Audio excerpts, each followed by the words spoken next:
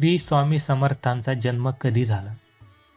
इसवी सन 1856 ते 1878 19व्या शतकात महाराष्ट्रातील अक्कलकोट येथे दत्त संप्रदायातील थोर संत होऊन गेले.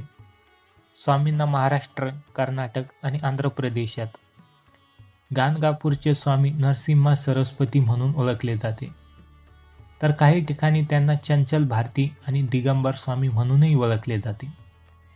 श्रीपाद वल्लभ नरसिम्हा सरस्वती यांच्यानंतर श्री दत्तात्रय हे तिसरे पूर्ण अवतार आहे, अशी आख्यायिका आहे. गाणगापुरातील श्री नरसिम्हा सरस्वती हे श्री सेलमजवळील कर्दवळी नाथून स्वामी समर्थांच्या रूपात प्रकट झाले. स्वामी समर्थांच्या मुखातून निघाले उद्गार नृसिंह सरस्वती अवतार असल्याचे समजते. तेथून ते असे तू हिमाचलास गेले. इसवी सन 1856च्या सुमारास स्वामी समर्थ मंगळवेढ्यातून अक्कलकोट आले. त्यांनी गावातील खंडोबा मंदिरात मुक्काम केला.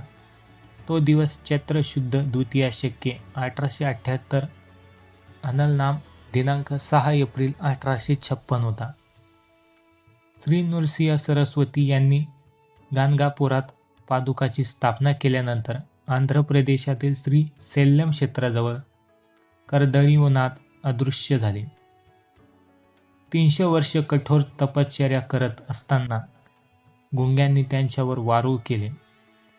एक दिवस एक लाकूड तोड्या त्या वनात लाकूड तोडीत असताना त्याच्या हातून कुऱ्हाड निसटून त्या वारुळात पडली.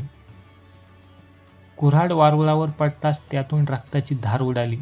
त्याच क्षणात दिव्य तेजपुंजातून त्या लाकूड तोड्यासमोर एक आजानुबाह तेजस्वी मूर्ती प्रकटली. ते अक्कलकोटचे स्वामी समर्थ असे.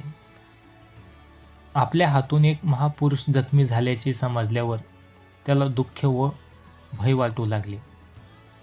त्यांनी त्या लाकूड तोड्यास अभय व आशीर्वाद देऊन गंगातीरी प्रयाण केले. इसवी सन 1856 साली स्वामींनी अक्कलकोटमध्ये अवतरले, त्यामुळे अक्कलकोट हे तीर्थक्षेत्र झाले. स्वामींनी श्री क्षेत्र त्र्यंबकेश्वर येथे शेवगावच्या श्री गजानन महाराज आणि शिर्डीचे श्री साई महाराजांना दीक्षा दिली. तपश्चात स्वामी पंढरपूर, मावळ भ्रमण करीत सोलापुरास आले.